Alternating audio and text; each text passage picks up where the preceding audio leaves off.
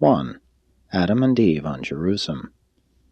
The planetary Adam and Eve of Urantia were members of the senior core of material suns on JERUSEM, being jointly number 14,311. They belonged to the third physical series and were a little more than 8 feet in height.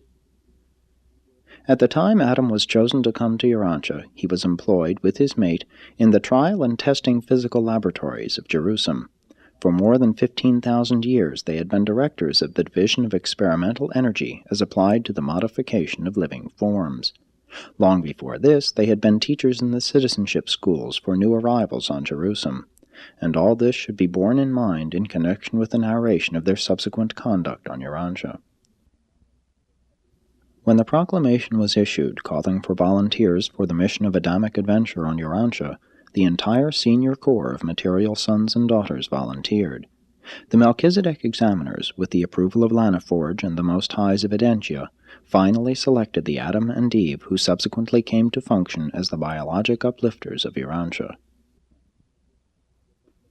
Adam and Eve had remained loyal to Michael during the Lucifer Rebellion. Nevertheless, the pair were called before the system sovereign and his entire cabinet for examination and instruction. The details of Urantia affairs were fully presented. They were exhaustively instructed as to the plans to be pursued in accepting the responsibilities of rulership on such a strife-torn world. They were put under joint oaths of allegiance to the Most Highs of Urantia and to Michael of Salvington, and they were duly advised to regard themselves as subject to the Urantia Corps of Melchizedek receivers until that governing body should see fit to relinquish rule on the world of their assignment.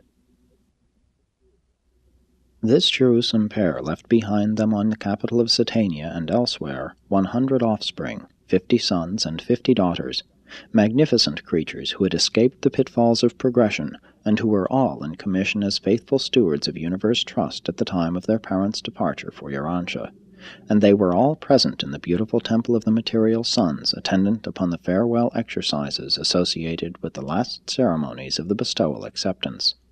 These children accompanied their parents to the dematerialization headquarters of their order, and were the last to bid them farewell in divine speed as they fell asleep in the personality lapse of consciousness which precedes the preparation for seraphic transport. The children spent some time together at the family rendezvous, rejoicing that their parents were soon to become the visible heads, in reality the sole rulers, of Planet 606 in the system of Satania.